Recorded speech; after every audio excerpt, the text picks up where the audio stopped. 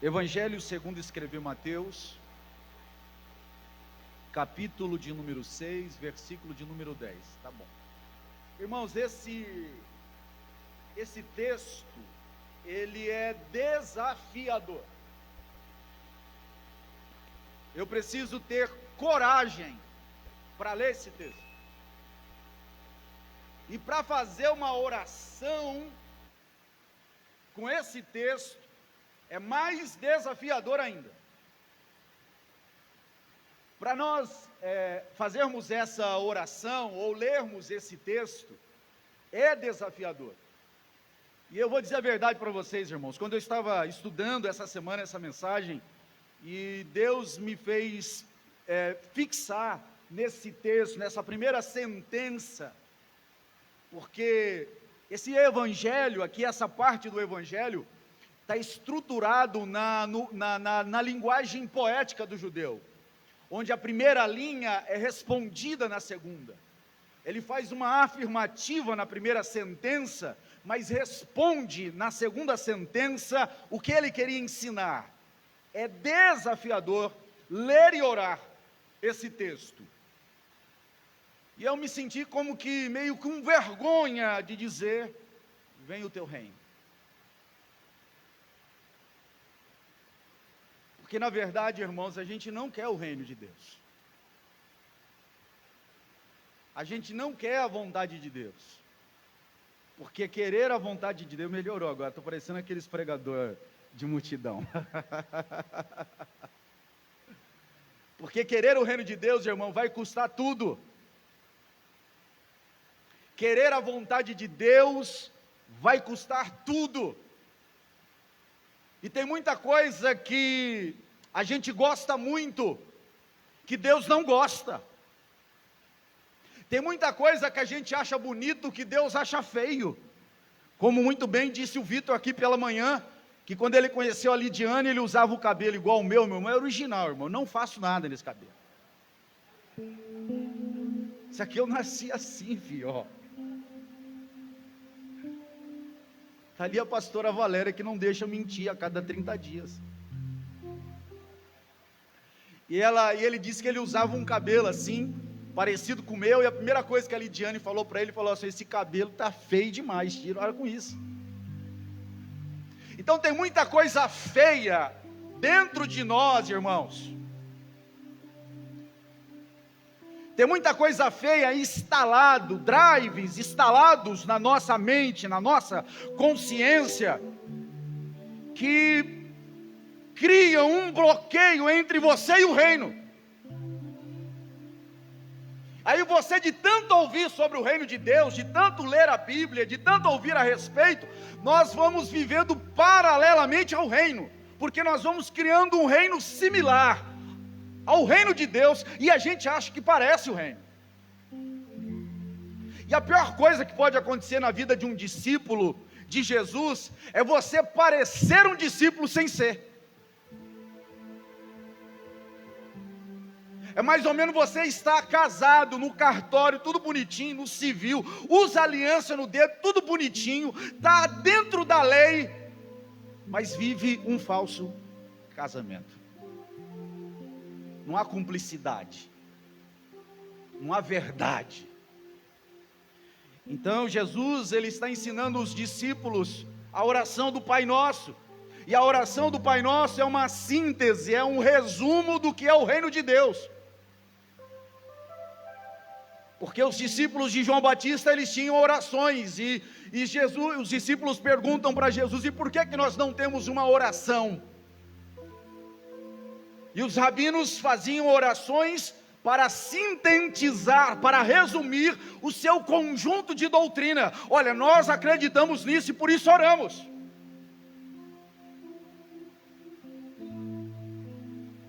É nisso aqui que nós acreditamos. E ele começa dizendo: venha o teu governo.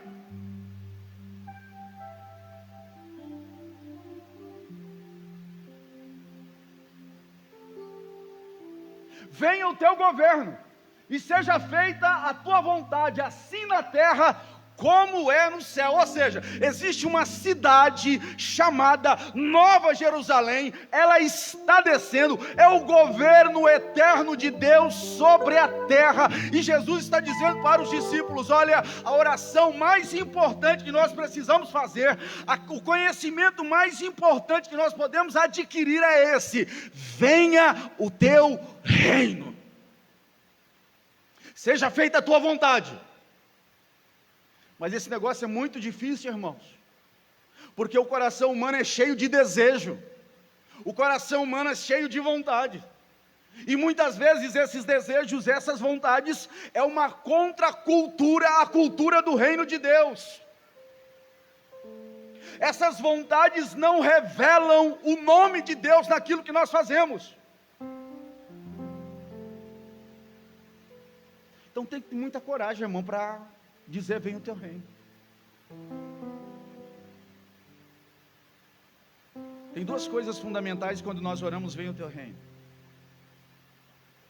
E a igreja, quando diz venha o teu reino, a igreja, ela está anunciando duas verdades. Primeiro, a igreja está anunciando o juízo final.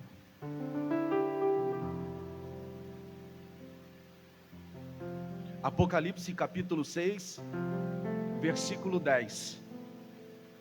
Os santos que morreram por causa do nome de Jesus estão diante do trono, debaixo do trono de Deus, clamando, dizendo: até quando o Senhor não vai vingar o nosso sangue que foi derramado pelos ímpios? Então, quando nós falamos do reino de Deus, quando o reino de Deus entra dentro da minha vida, dentro da tua casa, quando de verdade o reino de Deus entra dentro do teu coração, você está anunciando o juízo final para aqueles que se rebelaram contra o governo de Deus.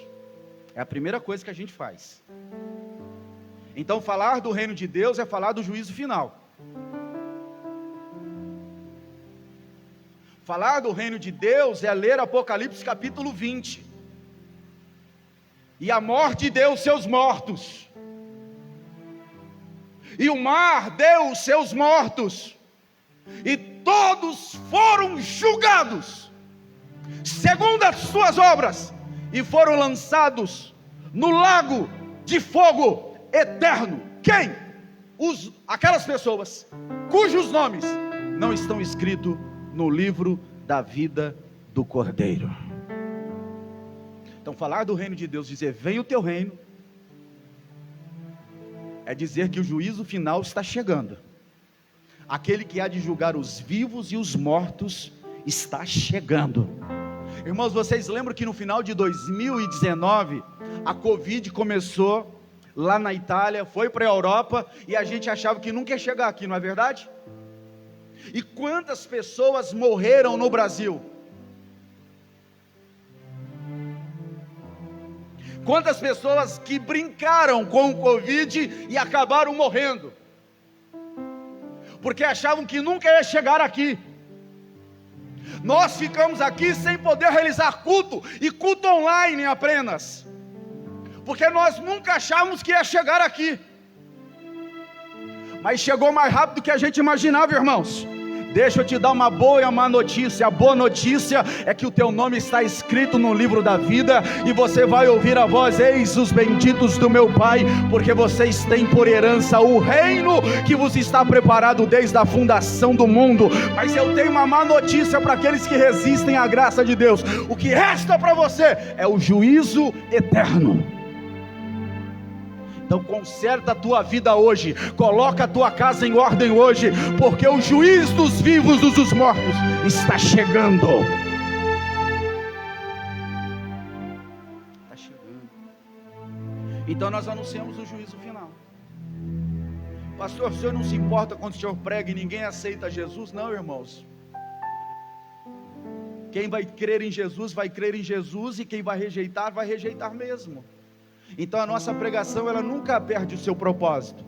A palavra de Deus nunca cai por terra, porque quando você prega, para uns a palavra é vida, para outros a palavra é morte. Para uns vai produzir o bom perfume de Cristo, para outros vai produzir cheiro de morte, diz o apóstolo Paulo.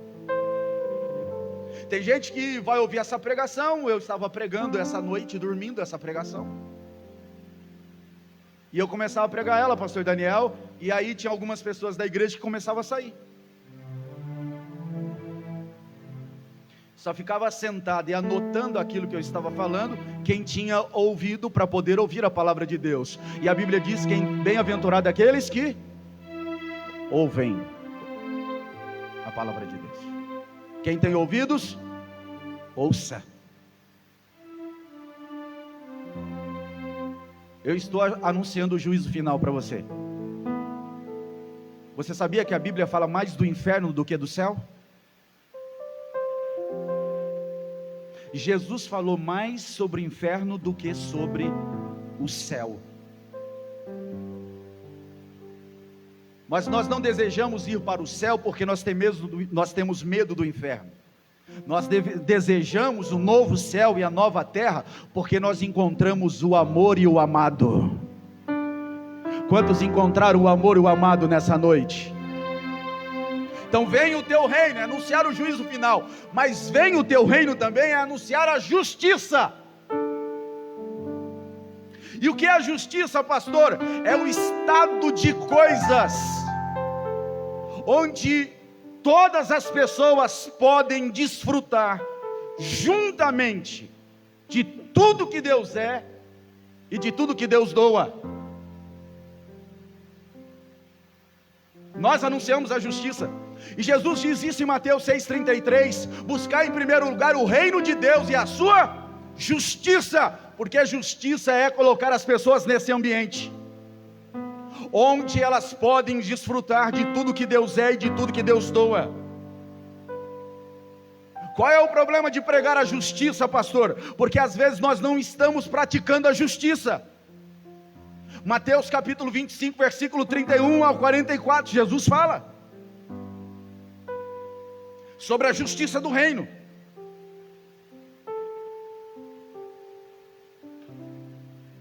E ele diz lá em Mateus 25, a partir do versículo 31, quando eu tive fome, vocês me deram de comer. Eu tive sede, vocês me deram de beber. Eu estava nu, vocês me vestiram. Eu estava preso, vocês disponibilizaram, não recusaram, não fecharam a mão, não fecharam os olhos para as injustiças, mas me deu direito de defesa. Foste me visitar, tiveram misericórdia de mim. Então a igreja, ela não é apenas uma voz que clama no deserto. A igreja não é apenas uma voz que anuncia o juízo final. A igreja também, ela socorre os oprimidos. Ela sofre com aqueles que sofrem, chora com aqueles que choram.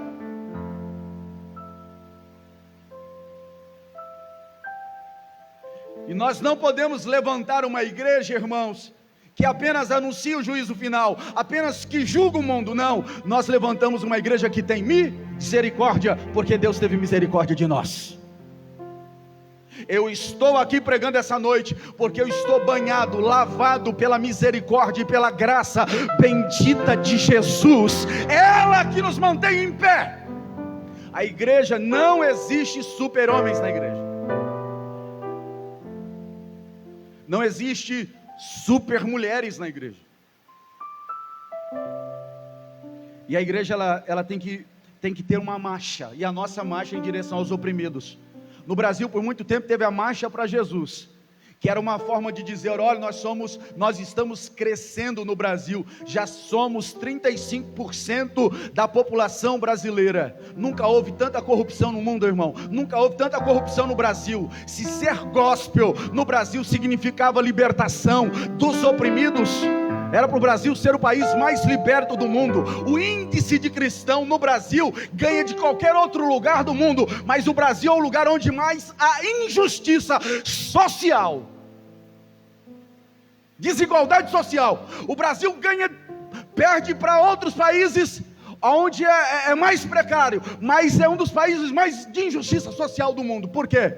Porque não se prega sobre o reino de Deus. Há o reino dos homens, e não é o reino de Deus. Nós não estamos interessados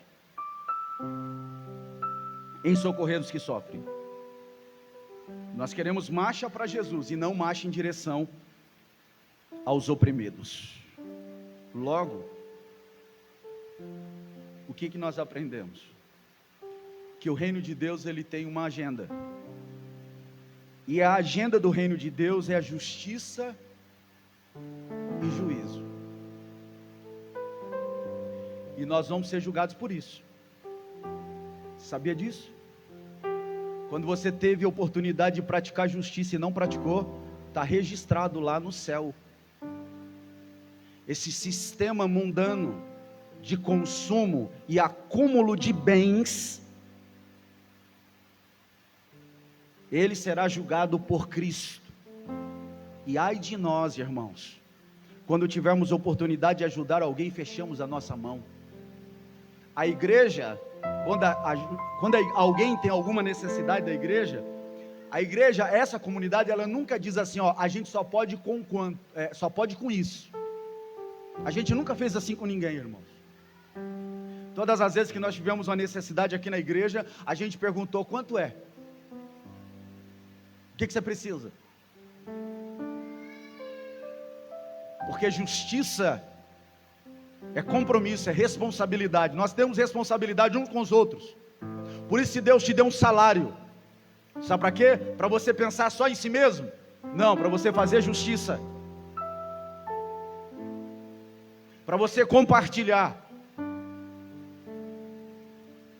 E alguém já disse que a gente só sabe quando a gente possui alguma coisa, é aquilo que você pode doar. Tudo que você não pode doar, você não possui, possui você. Pastor, eu não consigo doar o meu carro, então ele te possui. Eu não consigo doar minha casa, ela te possui. Eu não consigo doar, então ela te possui, você não possui ela. Por isso que para um judeu ele nunca usa a expressão minha casa, meu carro. Nós aprendemos na democracia isso. O judeu nunca diz minha casa, meu carro, porque eles sabem que eles são mordomos. Nada que eles têm é deles, é do Senhor, tudo pertence a Deus. O céu e a terra é do Senhor, tudo pertence a Deus. Então Deus tem uma agenda, e às vezes nós vamos se desviar da agenda de Deus, por causa da nossa agenda.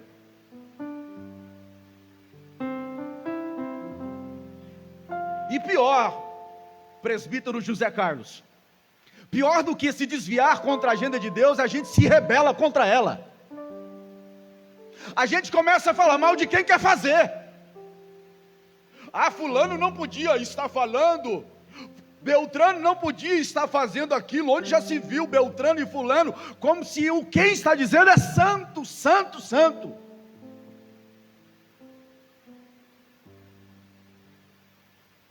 Não, irmãos, nós estamos sendo santificados por Cristo, e é melhor ajudar alguém que está perto de você, do que você jogar ela no mundo e entregar ela na mão de Satanás. Então você quer falar mal de mim? Que fale.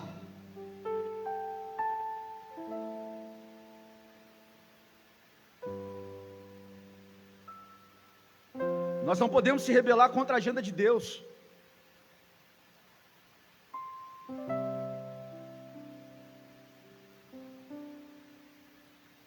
Nós devemos se submeter à agenda de Deus.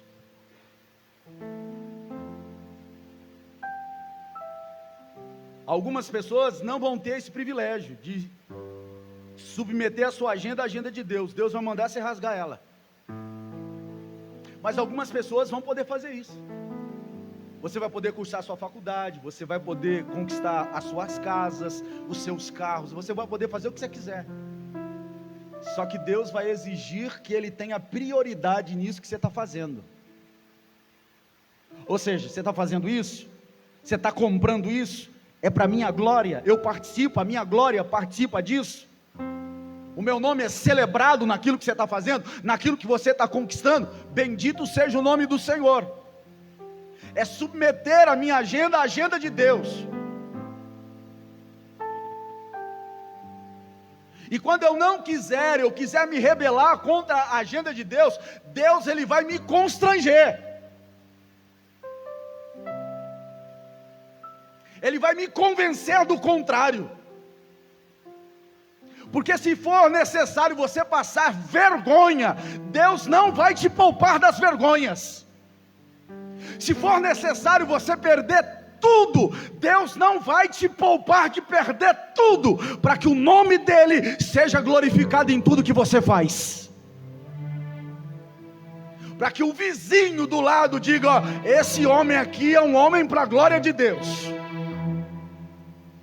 Essa família é uma família para a glória de Deus.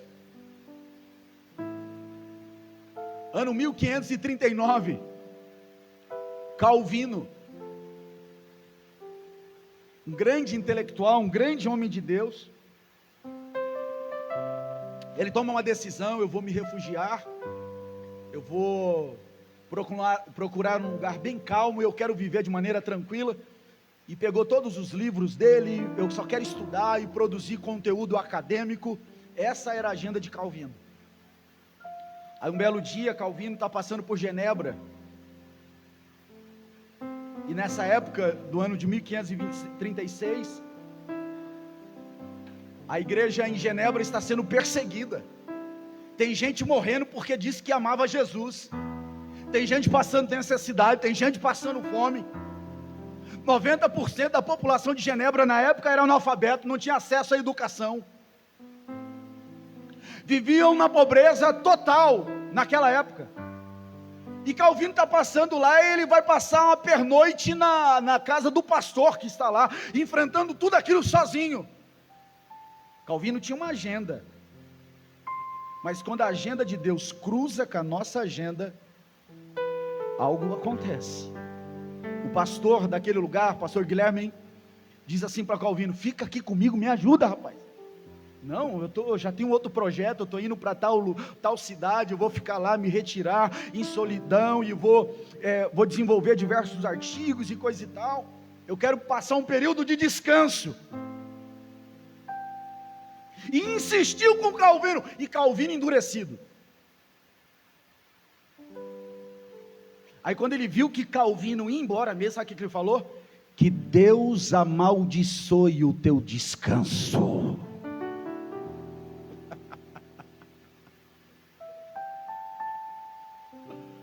Ele olhou para Calvino: que Deus amaldiçoe o teu descanso. Aí Calvino falou assim: onde que eu tenho que dormir? Onde que eu tenho que me hospedar? E Calvino revolucionou aquela cidade. Por 2 vezes foi prefeito de Genebra, revolucionou a sociedade, a educação, e ali se transformou em uma plataforma para a reforma avançar em outros lugares da Europa e do mundo que não havia acessado ainda a reforma. O que quer dizer, irmãos? Quando você estiver rebelde com a agenda de Deus, fica tranquilo que Deus não poupa a mim e a você dos constrangimentos e vergonhas. Deus não vai me poupar de sofrimento, se esse sofrimento for me colocar no lugar exatamente onde eu devo estar. Pastor, qual é o melhor lugar do mundo? É Hollywood? É os lugares mais belos dessa terra? Não, o melhor lugar do mundo é estar no centro da vontade de Deus, é dizer: venha o teu reino. Então, para algumas pessoas, Deus vai permitir que a sua agenda se adeque à agenda dele. Tudo aquilo que Calvino queria produzir lá sozinho, ele pôde produzir em comunidade. Porque Deus, ele vai submeter a nossa agenda. Agora a agenda de algumas pessoas Deus vai rasgar. Isso significa que você não vai poder fazer mais do que você sonhou. Você só vai poder viver os sonhos que Deus sonhou para você. Você vai querer correr, mas não vai ter jeito. Você vai querer ir para a esquerda, Deus vai fechar a porta.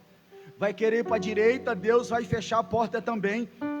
Porque Deus decidiu soberanamente rasgar a tua agenda, e você vai ser um sacrifício vivo para a glória do nome dEle. Dá um exemplo, a gente tem na Bíblia um monte de exemplo. O apóstolo Paulo, nós temos o próprio Jesus. Jesus não tinha agenda, irmão. Sabe o que Jesus disse? Sabe o que é comida para mim? É fazer a vontade do meu Pai. Ele não tinha agenda. Jesus não tinha preferência, Jesus não tinha férias. A férias de Jesus era curar cego, ressuscitar mortos e anunciar o ano aceitável do Senhor. Jesus não podia ver um oprimido. Quando Jesus via um oprimido, a primeira coisa que Jesus queria fazer é libertá-lo. Por quê? Para isso Jesus se levantou, para libertar os oprimidos. 2 jovens de 20 anos, ingleses, ficaram sabendo que lá na Índia tinha uma fazenda com mais de 2.000 escravos, que nunca tinham ouvido o evangelho, e eles descobriram que o dono daqueles escravos era um britânico, e eles então pediram para aquele britânico: permita que nós os evangelizemos. Ele disse: ninguém vai evangelizar aqui. O dono dos escravos era ateu. O que aqueles 2 meninos fizeram? Se venderam como escravo, que são os nossos irmãos moravianos. Na verdade era na Alemanha. Se venderam como escravos. Vocês nos aceitam, eu não vou pagar nada, não vou pagar viagem, não vou pagar nada. Quando eles estão saindo do porto da Alemanha em direção à Índia, eles clamaram: que o cordeiro que foi imolado receba a recompensa do seu sofrimento. Se ofereceram, porque rasgou-se a agenda deles. Agora não é mais a minha vontade, é a vontade perfeita, santa e agradável de Deus, em tudo que eu falo, em tudo que eu faço, em tudo, em todos os lugares, onde eu estiver, a vontade de Deus estará sendo revelada.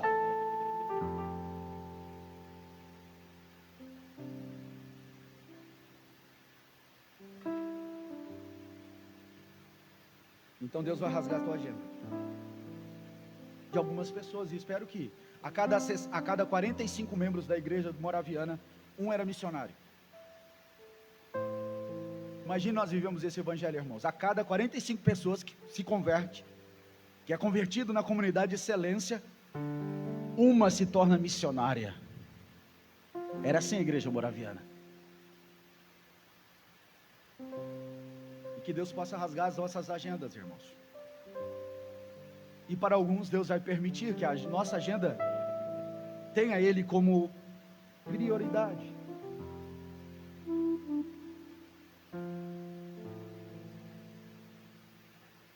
O que significa venha o teu reino? Venha o teu reino significa, irmãos, que Ele não vem para dialogar com o mundo. O reino de Deus que está vindo, ele não vem para dialogar. Ele vem com ultimato: arrependei-vos. É vida ou morte. Multidão, multidão, no vale da decisão. Deus disse para Israel, porque o reino de Deus está sendo pregado desde que o homem existe: escolhei hoje o caminho que vocês querem andar.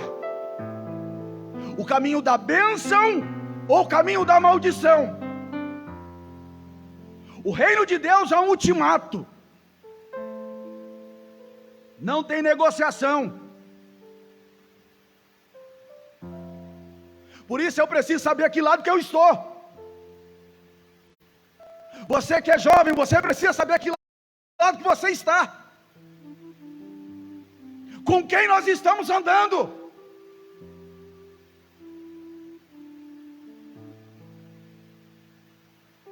Quem é o rei das nossas vidas? Quem é o dono das nossas vidas? Eu preciso saber qual é o meu lado, irmão. E eu não faço isso aqui domingo à noite. Eu posso até confessar domingo à noite. Eu faço isso segunda, terça, quarta, quinta, sexta. Eu faço quando eu estou reunido com a minha família. Eu faço quando eu estou reunido só com os meus amigos. Eu faço quando eu estou sozinho.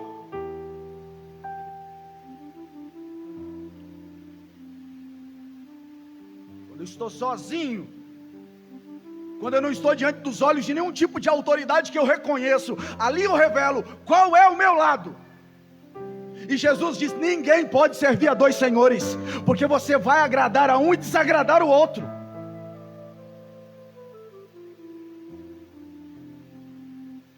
Tinha um irmão que ele se converteu na igreja e ele usava uma linguagem assim meio, a linguagem do pessoal que é da gíria, e tinha convertido, mas ainda ele tinha aquele o meu e não sei o que, mano, e aquela coisa toda. Mas o menino estava cheio de Deus, cheio de Deus, porque é uma coisa você ter o Espírito Santo, irmão, outra coisa é você ser cheio do Espírito Santo, cheio do Espírito Santo. Ele começou a converter, e os jovens, todos frios, mornos, começaram a ouvir a pregação daquele, já começaram a converter, começaram a receber o dom de línguas, começaram a evangelizar, começaram a revolucionar aquela igreja, perturbar aquela cidade. O evangelho, irmão, ele não só transforma, ele perturba. Deixa essa mulher converter para você ver, deixa esse homem converter para você ver como você vai ficar perturbado. Os olhos de chama de fogo vai entrar dentro da tua casa. Sabe aquelas coisas que a gente permite? Sabe aquelas concessões que a gente faz? Aquelas permissões? Quando a conversão entra, os olhos de Deus passam a estar dentro da tua casa, irmão. Aí tinha um presbítero, o pastor Daniel, dentro da igreja, e um grupo da igreja que estava se incomodando com aquele irmão falando naquela linguagem, começaram a falar assim, ó, tem que falar com aquele irmão lá, porque a gente não está acostumado com essa linguagem de gíria aqui dentro da igreja não. Fala para ele parar de pregar. Aí o presbitério se reuniu para poder impedir o irmão de parar de pregar. Aí nomearam alguém para poder falar com o irmão, falar, irmão, é o seguinte, você não vai poder mais pregar não. Mas os jovens não estão convertendo? Os jovens não estão temendo a Deus? Os jovens não estão abandonando o pecado? Mas a tua linguagem não é adequada. Aí aquele jovem cheio da unção, da autoridade de Deus, olhou para aquele presbítero e falou, você já tem uma solução para dar. Me parece que o senhor não sabe o lado de quem o senhor está.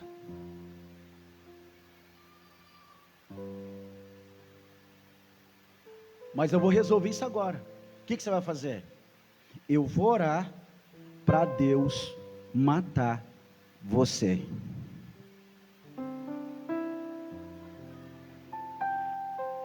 Eu vou orar para Deus matar você, porque se você está sendo um obstáculo para aquilo que Deus quer fazer, então a melhor coisa que a gente pode fazer pelo Senhor é que Deus te mate. Porque você precisa, essa igreja precisa, o pastor Luciano precisa saber o lado que nós estamos. E quem somos nós, pastor? Somos aqueles que foram lavados e remidos pelo sangue de Jesus, e o nosso nome está escrito no livro da vida. Esse é o nosso lado.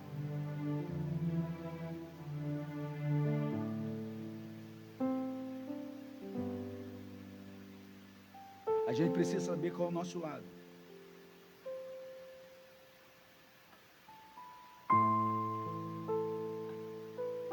Porque Daniel capítulo 12, versículo 44,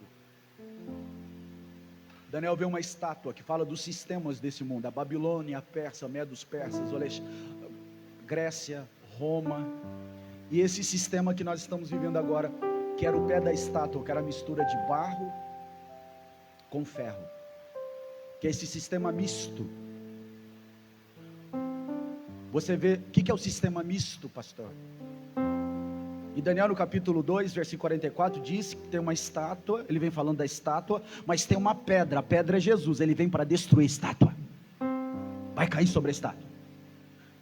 Os lugares onde você está se agarrando hoje, irmão, vai custar tudo de você, vai custar a tua vida, e de algumas pessoas a condenação.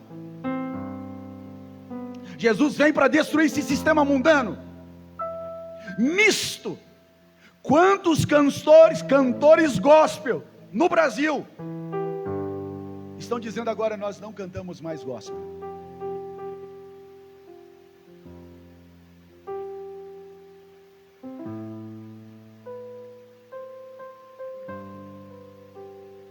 Eu estou acima da média.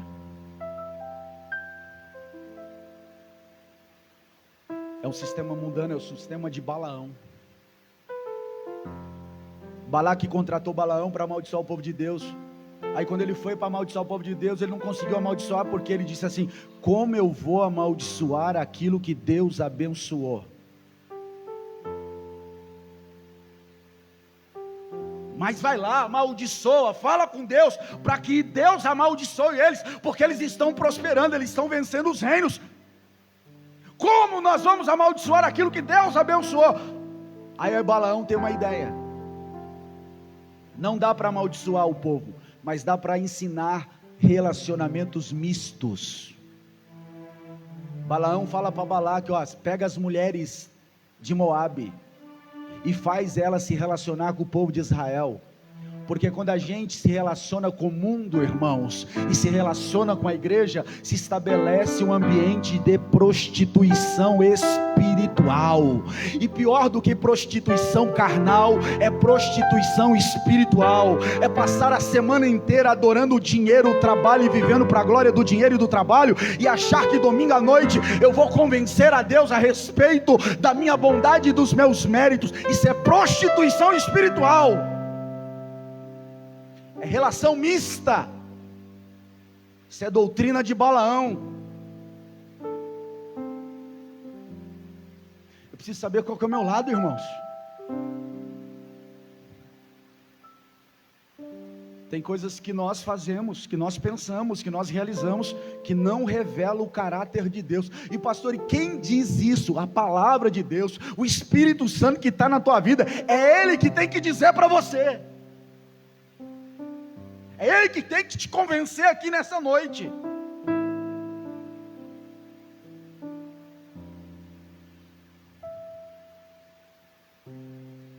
O grande avivamento da Coreia, irmão, sabe como começou? Lendo Mateus 6, versículo 10, vem o teu reino.